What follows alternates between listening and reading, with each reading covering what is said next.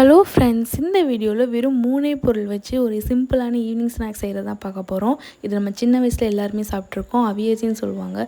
இதுக்கு பச்சரிசி, வெல்லம், தேங்காய் இது 3 தான் தேவை. ஃபஸ்ட்டு ஒரு டம்ளர் பச்சரிசி எடுத்துகிட்டு அதை நல்லா வாஷ் பண்ணிக்கணும்.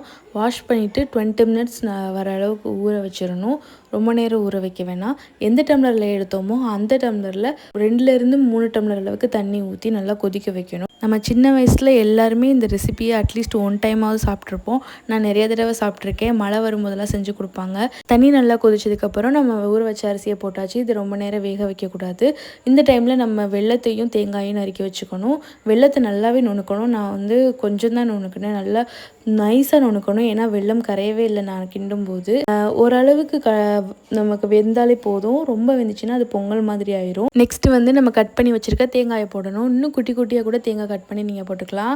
நான் ஃப்ரேக்ரன்ஸ்க்காக 2 ஏலக்காய் மட்டும் லாஸ்ட்டாக தட்டி போட்டேன். இது நல்ல ஒரு திக் கன்சிஸ்டன்சி வந்தது நமக்கு தெரியும். எல்லா வெல்லமும் கரைஞ்சிரும். ஸோ அந்த ஒரு ப்ரௌன் கலரில் வந்ததுக்கப்புறம் நம்ம எடுத்து சர்வ் பண்ணலாம். இது நம்ம எல்லாருமே சாப்பிட்ருப்போம். நீங்கள் யாராவது இதை சாப்பிட்ருக்கீங்களான்னு கமெண்ட் பண்ணுங்கள்.